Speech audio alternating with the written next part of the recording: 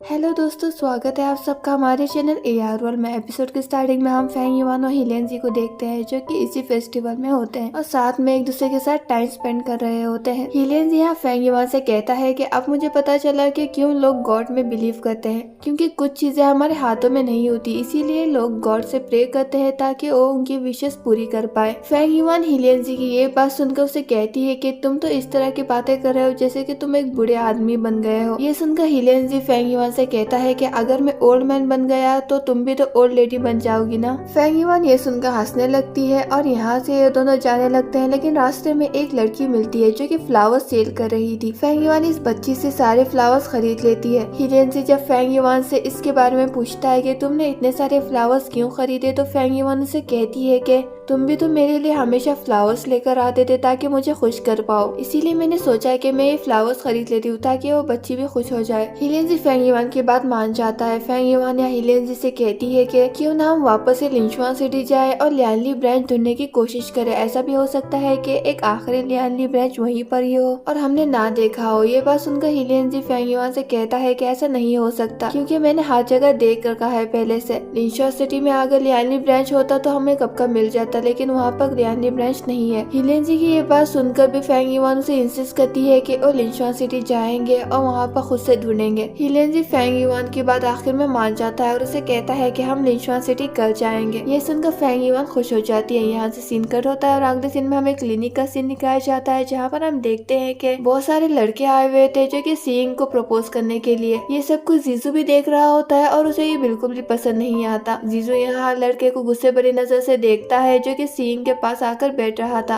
और उससे बातचीत कर रहा था। एक मोमेंट ऐसा आता है जब जीजू खुद ही जाकर सीइंग के सामने बैठ जाता है। सीइंग जीजू से पूछती है कि तुम यहाँ पर क्यों बैठे हुए, तो जीजू कहता है कि ये तो क्लिनिक है ना, मैं डॉक्टर से मिलना चाहता हूँ। मगर सीइंग उसे मना कर देती है और वहाँ से जाने वाली होती है, मगर अचानक से जीजू यहाँ के कर्टन्स नीचे कर देता है और कहता है कि मैं तुमसे कुछ पूछना चाहता हूँ, क्या तुम्हें इन लड़कों में से कोई भी लड़का पसंद आया है। जीजू का यह सवाल सुनकर सीइंग उसे कहती है कि नहीं, उसे एक भी लड़का पसंद नहीं आया है, क्योंकि उसके स्टैंडर्ड बहुत ही हाई है अपने हस्बैंड को लेकर। तो जीजू से कहता है कि तुम अपने स्टैंडर्ड्स और भी हाई कर दो, क्योंकि उसमें मैं भी इंक्लूडेड हूँ। यहाँ इनडायरेक्टली जीजू अपने प्यार का इजहार सीइंग से कर देता है और उसे कहता भी है कि मैं तुम्हें पसंद करता हूँ। मगर सीइंग जीजू की बात को सीरियसली नहीं लेती और उसे लगता है कि जीजू मजाक कर रहा है, लेकिन जीजू यहाँ फिर से कन्फेस करता है कि उसे पसंद करता है। दिल में सीइंग यहाँ बहुत ही खुश होती है जीजू का यह कन्फेशन सुनकर, लेकिन फिर भी सीइंग उसे इग्नोर करती है। तो जीजू से कहता है कि अगर तुम्हें मेरे बारे में और जानना है तो तुम अपने कजिन से पूछ सकती हो या फिर हिलेन जी से। ये बात सुनकर सीइंग यहाँ जीजू को बताती है कि हिलेन जी और फेंग युआन यहाँ पर नहीं है, बल्कि वो दोनों तो लिंचुआन सिटी गए हुए हैं। ये बात सुनकर जीजू कंफ्यूज हो जाता है और पूछता है कि वो दोनों अचानक से लिंचुआन सिटी क्यों गए हुए हैं। इसके जवाब में सीइंग उसे बताती है कि उसे पता नहीं है। जीजू यहाँ सीइंग से पूछता है कि क्या तुमने नोटिस किया है कि फेंग युआन अजीब बिहेव कर रही है, वो अजीब अजीब बातें भी कर रही थी और हम सबको गिफ्ट भी दे रही थी। ये बात सुनकर सीइंग भी उसे कहती है कि हाँ, उसे भी अजीब लगा था ये सब कुछ देखकर, क्योंकि फेंग युआन शिलियू के लिए 16 साल के बाद की ड्रेस अभी बनाकर गई हुई है। ये दोनों यहाँ पर कंफ्यूज होते हैं और दूसरी तरफ हम फेंग युआन को देखते हैं जो कि लिंचुआन सिटी पहुंच गई थी हिलेन जी के साथ और लियांली टी को हाथ लगाए हुए उससे बातें कर रही थी। यहाँ पर फेंग युआन लियांली टी से कहती है कि अब समय आ गया है कि मैं वो काम करूँ जिसके लिए मैं बच गई थी पहले। हिलेन जी यहाँ फेंग युआन से कहता है कि मैंने पहले ही देख लिया है, यहाँ पर कोई भी लियांली ब्रांच नहीं है। और फेंग युआन से कहता है कि यहाँ पर बहुत ज्यादा पॉइजनस गैस फैली हुई है, इसीलिए हमें यहाँ से चलना चाहिए। तो फेंग युआन या हिलेन जी से कहती है कि क्या मैं कुछ और समय यहाँ पर बिता सकती हूँ, और उसे ये भी कहती है कि क्या वो उसके लिए स्कार्फ लेकर आ सकता है ताकि वो अपने चेहरे को ढक पाए। हिलेन जी मान जाता है और फेंग युआन के लिए स्कार्फ लाने के लिए वहाँ से जाने लगता है, लेकिन यहाँ पर हम फेंग युआन को देखते हैं जो कि अपने हाथ से चाकू निकालती है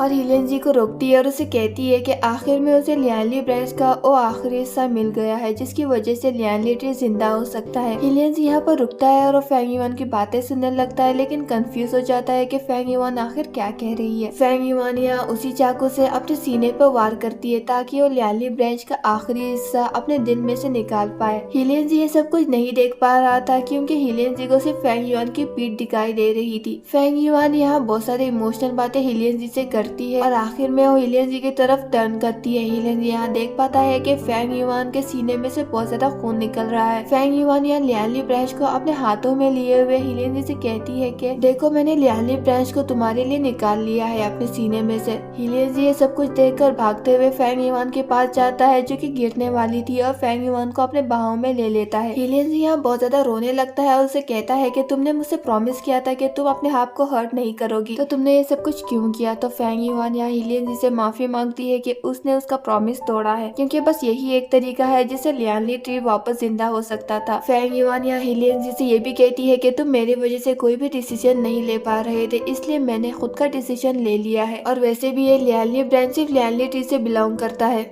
और मुझे कोई हक नहीं है कि मैं ये लियांली ब्रश अपने पास रखूं। हिलियन जी यहाँ बहुत ज्यादा रोने लगता है और उसे कहता है कि मैं तुम्हें अभी सींग के पास ले जाऊंगा और तुम्हें ठीक कर देगी। मगर फेंग युआन यहाँ हिलियन जी को रोकती है और उसे कहती है कि मेरा आखिरी समय आ गया है, तुम मुझे रोक नहीं सकते, मुझे जाना ही होगा। मैं बस चाहती हूँ कि तुम खुश रहो हमारे बेटी के साथ। फेंग युआन यहाँ लियांली ट्री को जिंदा होता हुआ भी देख लेती है अपनी आंखों से और इसी के साथ वो वहीं पर अपना दम भी तोड़ देती है। हिलियन जी यहाँ बहुत ज्यादा रोने लगता है फेंग युआन को गले लगाकर। और यहाँ दूसरी तरफ हम पैलेस में फेंग इन को देखते हैं जो कि अपने लोगों के साथ में ठहरा हुआ था और उन्हें कुछ ऑर्डर देने ही वाला होता है, लेकिन उसके मुंह में से भी खून की उल्टियां होने लगती है और वो समझ जाता है कि ये सब कुछ फेंग युआन की वजह से हो रहा है। फेंग युआन के मरने से यहाँ पर फेंग इन की लाइफ भी खतरे में आ चुकी थी और वो भी मरने ही वाला होता है। फेंग इन यहाँ लोगों से कहता है कि वो उसके लिए डॉक्टर बुलाए, मगर यहाँ पर कोई भी फेंग इन की मदद करने के लिए आगे नहीं बढ़ता। सभी लोग यहाँ पर यही कहते हैं कि फेंग इन ये डिजर्व करता है। फेंग इन को बहुत ज्यादा गुस्सा आता है, लेकिन वो कुछ कर भी नहीं पा रहा था क्योंकि वो बेबस था। फेंग इन यहाँ अपने तख्त के पास अपने आखिरी सांसें गिनते हुए वहीं पर ही मर जाता है। यहाँ से सीन कट होता है और अगले सीन में हमें कुछ सालों के बाद का सीन दिखाया जाता है, जहाँ पर हम देखते हैं कि लिनशान सिटी पहले की तरह बन चुका है और लियांली ट्री भी जिंदा हो गया है। और इसी लियांली ट्री के ऊपर हम हिलियन जी और शीलियो को बैठा हुआ भी देखते हैं। यहाँ पर शीलियो हिलियन जी से फेंग युआन के बारे में पूछती है तो हिलियन जी उसे कहता है कि तुम्हारी आंटी यानी कि फेंग युआन थकी हुई है और कुछ देर के लिए सो रही है। शीलियो यहाँ हिलियन जी की बात मान जाती है और कहती है कि हम आंटी को कुछ और समय देते हैं सोने के लिए ताकि उनकी थकावट कम हो जाए। हिलियन जी यहाँ फेंग युआन को इमेजिन भी करता है, लेकिन फिर उसे याद आता है कि वो तो सिर्फ उसकी इमेजिनेशन है क्योंकि फेंग युआन अब उनके पास नहीं है। इसी वक्त हम यहाँ पर जीजू और सींग को भी देखते हैं। हिलियन जी इन दोनों को देखकर शीलियो को नीचे लेकर आता है। यहाँ पर हमें पता चलता है कि सींग और जीजू ने एक दूसरे के साथ शादी कर ली है और उन्होंने शीलियो को अपनी बेटी की तरह एक्सेप्ट किया है। शीलियो यहाँ हिलियन जी से पूछती है कि मेरी आंटी यानी कि फेंग युआन उसे मिलने के लिए आएगी ना, तो हिलियन जी से कहता है कि ये बात याद रखना कि तुम्हारे आंटी और अंकल कहीं पर भी रहेंगे वो सिर्फ तुमसे ही प्यार करेंगे। सींग यहाँ हिलियन जी से कहती है कि तुम दोनों बात करो, मैं शीलियो को लेकर उधर जाती हूँ। ये कहकर वो शीलियो को लेकर थोड़ी दूर आती है ताकि हिलियन जी और जीजू एक दूसरे से बात कर पाए। यहाँ पर जीजू लियांली ट्री को देखते हुए हिलियन जी से कहता है कि ये लियांली ट्री वैसा ही है जैसे कि फेंग युआन ड्रॉ किया करती थी। तो हिलियन जी से कहता है कि जब फेंग युआन मेरे साथ शादी करके यहाँ पर आई थी तो लियांली ट्री इससे भी ज्यादा खूबसूरत हुआ करता था। जीजू यहाँ हिलियन जी से पूछता है कि क्या तुम सच में शीलियो को सच नहीं बताना चाहते कि हम दोनों उसके असल पेरेंट्स नहीं है बल्कि तुम और फेंग युआन है। तो हिलियन जी यहाँ जीजू से कहता है कि फेंग युआन हमेशा यही कहती थी कि सींग ही शीलियो की माँ है और मैं भी यही मानता हूँ कि शीलियो तुम्हारी और सींग की बेटी है। मैं बस इतना चाहता हूँ कि तुम शीलियो को एक नॉर्मल लाइफ दो और अपनी बेटी की तरह पालो। हिलियन जी की ये बात सुनकर जीजू हिलियन जी से पूछता है कि क्या होगा अगर शीलियो ने फेंग युआन और तुम्हारे बारे में हमसे पूछा तो हिलियन जी कहता है कि अगर शीलियो जानना चाहती है तो तुम उसे बता दो, और वैसे भी अगर वो लिनशान सिटी आना चाहती है तो वो आ सकती है क्योंकि लिनशान सिटी उसका घर है और लिनशान सिटी के लोग उसका परिवार है। जीजू यहाँ जाते जाते हिलियन जी से कहता है कि अगर फ्यूचर में तुम्हें कोई भी प्रॉब्लम आए और अगर तुम्हें मेरी हेल्प चाहिए तो तुम मुझे लेटर लिख सकते हो, मैं तुम्हारी हेल्प करने के लिए जरूर वापस आऊंगा यहाँ पर। हिलियन जी ये बात सुनकर खुश हो जाता है और जीजू यहाँ सींग के साथ शीलियो को लेकर वहाँ से चला जाता है। हिलियन जी यहाँ लियांली ट्री के पास ही ठहरा हुआ था और उसे फील कर रहा था। और यहाँ दूसरी तरफ हम लिनशान सिटी के लोगों को देखते हैं जिन्हें पता ही नहीं है कि फेंग युआन ने अपने आप को सेक्रीफाइस किया है उन सबको बचाने के लिए। लेकिन यहाँ पर किंग सैंग भी होती है जिसे पता है ये सब कुछ कि फेंग युआन कहाँ पर है, लेकिन लिनशान सिटी के लोगों को ये पता नहीं है, बल्कि वो तो ये मानते हैं कि फेंग युआन एक जगह पर है और वो आराम कर कर रही है क्योंकि उसकी तबीयत ठीक नहीं रहती। इसी वक्त यहाँ पर हीलियनजी आता है। लिनशुआन सिटी के लोगों ने यहाँ पर फेंग युआन के लिए फ्लावर्स रेडी किए थे ताकि हीलियनजी जब फेंग युआन से मिलने के लिए जाए तो वही फ्लावर्स लेकर जाए। हीलियनजी यहाँ आन च्युन से कहता है कि जब मैं यहाँ पर नहीं रहूंगा तो आप यहाँ की इंचार्ज होंगी। आन च्युन इसके लिए मान जाती है। हीलियनजी यहाँ अपने सर्वेंट से ये भी कहता है कि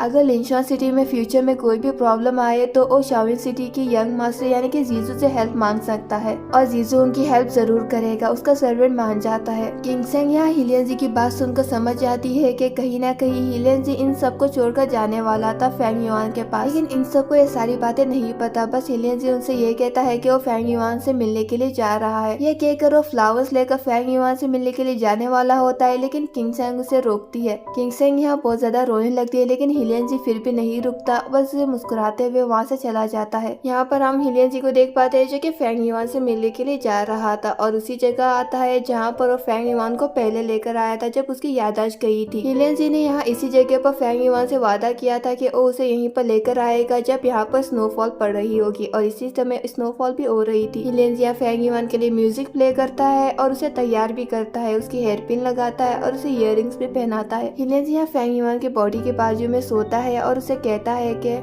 मैंने तुमसे प्रॉमिस किया था और मैं अपना प्रॉमिस अभी पूरा कर रहा हूँ। ये कहकर वो अपने हाथ में वही चाकू लेता है जिसे फेंग युआन ने अपनी जान ली थी। हीलियनजी यहाँ उसी चाकू से खुद की जान भी लेता है और उसी जगह वार कर जान लेता है जिस जगह फेंग युआन ने ली थी। हीलियनजी यहाँ फेंग युआन का हाथ पकड़ता है और उसे कहता है कि मैंने अपना प्रॉमिस पूरा कर दिया है, हम दोनों हमेशा साथ में रहेंगे। और इसी के साथ यहाँ पर फेंग युआन के साथ हीलियनजी भी मर जाता है और यहीं पर यह ड्रामा खत्म होता है। मुझे पता है कि इस ड्रामे में हैप्पी एंडिंग नहीं है, लेकिन यही इस ड्रामे का आखिरी एपिसोड है। आई होप कि आपको यह ड्रामा पसंद आया होगा और मिलते हैं अगले ड्रामे में। तब तक के लिए टेक केयर।